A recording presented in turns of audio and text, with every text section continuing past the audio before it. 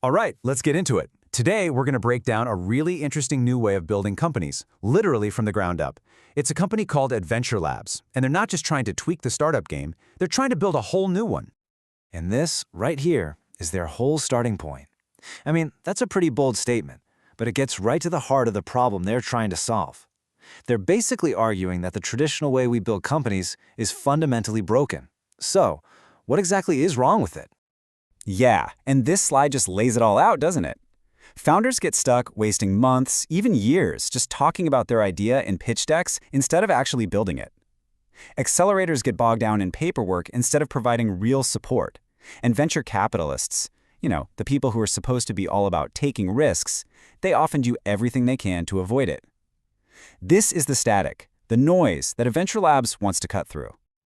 Okay, so here's the game plan for this explainer. We've touched on the problem, now we're going to dive into their solution, what it means to be a company that builds companies, their super fast process, a totally different way of thinking about equity, their independent funding system, and finally, their huge vision for the future.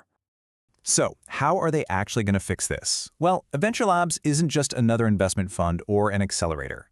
They call themselves a venture studio, which is basically a company whose entire job is to build other companies. And here's the key difference. A venture studio doesn't sit around waiting for founders to bring them ideas. Nope, it comes up with its own ideas, and then it puts together the perfect team to go out and build them. It's a completely hands-on, proactive way of doing things. Wow, okay, this chart makes it crystal clear, doesn't it? On the left, you've got the old world. It's all about pitching, raising money, and advising companies that already exist. But on the right, you have the AventureLabs model. It's about creation. It's about execution. The whole focus shifts from talking about building to, well, actually building. And you got to notice that last line.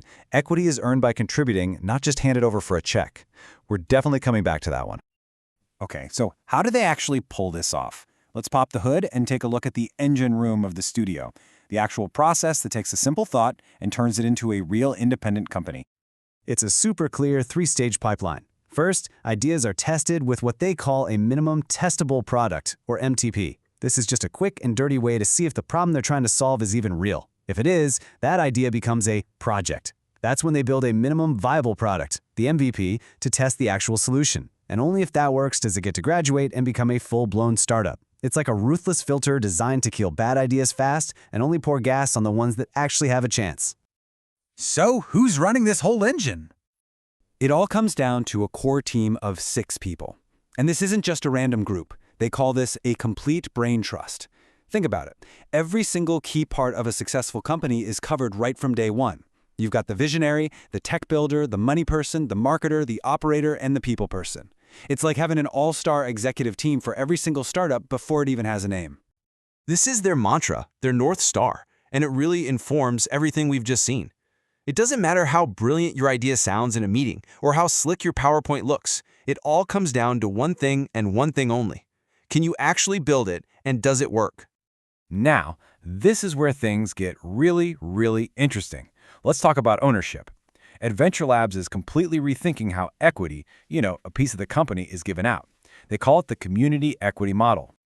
The core idea is so simple, but it's incredibly powerful. Ownership is tied directly to what you contribute. It's not just for the founders or the investors. If you help build the thing, you own a piece of it, period. Just think about the psychology of that. When you're an owner, you're not just checking off tasks on a to-do list. You're building your company. What's so wild about this is that last point. This whole model isn't designed to hire employees. It's designed to attract co-founders. By offering real, meaningful ownership for the work you put in, they're creating a magnet for top-tier talent. The A players who want to be partners in building something, not just cogs in a machine. Of course, none of this works without cash. But in true AventureLabs fashion, they're not just taking money from anybody. They're actually building their own independent financial system to protect their model and, more importantly, to protect their founders. It's the question on everyone's mind, right? If you're trying to sidestep the whole traditional VC world, how in the world do you pay for all this building and testing? Well, their strategy is diversified. You can see that most of their early funding comes from something called the Kickoff Fund. It's backed up by a private group of investors, and they always keep a strategic chunk for themselves to make sure they never, ever lose their independence. So let's break this capital engine down. The Kickoff Fund is basically the fuel for the factory itself. It pays for all those early experiments and MTPs. Then, once a company is successful and ready to spin out, the Venture Syndicate, which is a private hand-picked group of smart investors, comes in to provide the growth funding.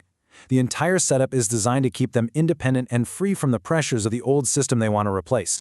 And this quote just perfectly captures their rebellious spirit. It's a declaration of independence. They truly believe that the only way to fix the system is to build a brand new one right next to it, and that includes the way money works. Okay, let's zoom out for the final piece, the long-term vision. Because this isn't just about building one studio in one city.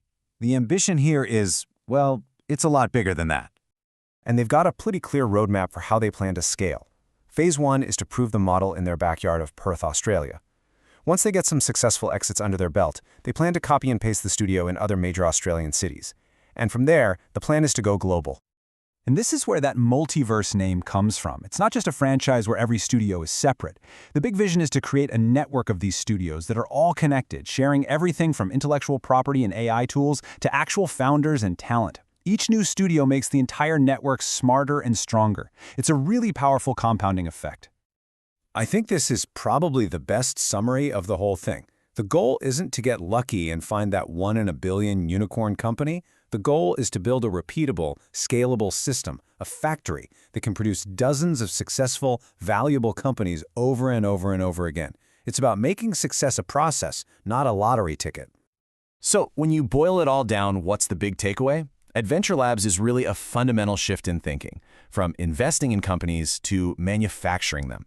It's a model built on pure execution, fair ownership for everyone involved, and a fierce sense of independence. And it leaves you with a really big question. Is the future of innovation not about finding the next big thing, but about building a machine that can create it?